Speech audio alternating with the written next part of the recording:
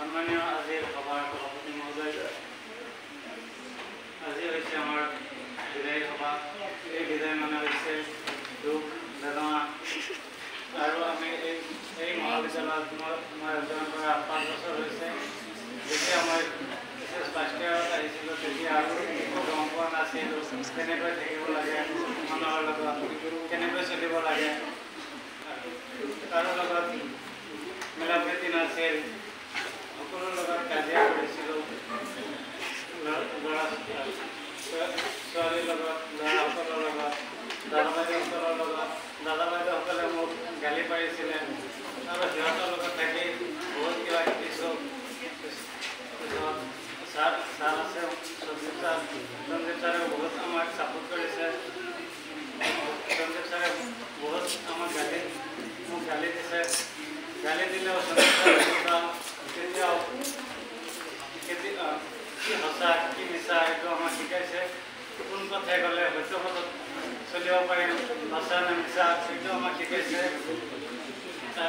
তাৰপিছত সকলোৰ লগত মিলা প্ৰীতি থাকিছোঁ।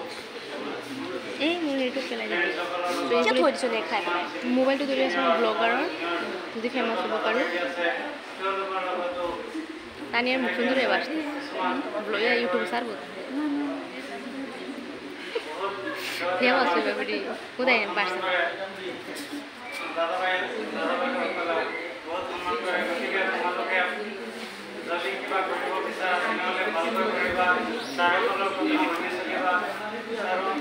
তাৰপিছত আমাৰ মেম আহিছে মৌচুমী মেমক বেছিদিন হোৱা নাই, বিভিন্ন পাইছোঁ। তথাপিও আমাক মেমে বহুত কিবা কিবি শিকাইছে। আৰু আমাৰ উদ্ধৱ ছাৰ আছে, উদ্ধৱ ছাৰেও আমাক শিকাইছে বহুত কিবা কিবি। গতিকে যদি তুমি কিবা এটা কৰিব বিচাৰা তেনেহ'লে ছাৰসকলৰ পৰা শিকিবই লাগিব। গুৰুৰ আশীৰ্বাদ নোহোৱাকৈ তুমি কোনো এটা ৰাস্তাত যাব নোৱাৰিবা। যি কামেই নকৰা কিয় যদি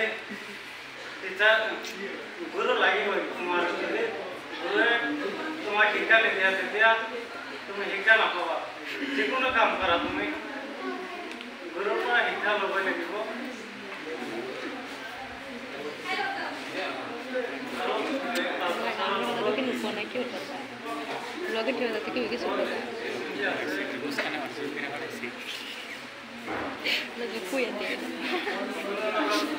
কেতিয়াবা কাজিয়াও হৈছে খাওয়া নেই ভুল কৰি থাকোঁ তেতিয়া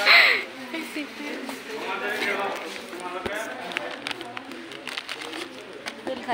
ছাৰসকলৰ পৰা আশীৰ্বাদ বিচাৰি যাতে জীৱনত এজন সু নাগৰিক হ'ব পাৰোঁ, যাতে মানুহৰ উপকাৰ কৰিব পাৰোঁ, যাতে সমাজৰ কাৰণে কিবা এটা কৰিব পাৰোঁ, যাতে ছাকচেছ হ'ব পাৰোঁ।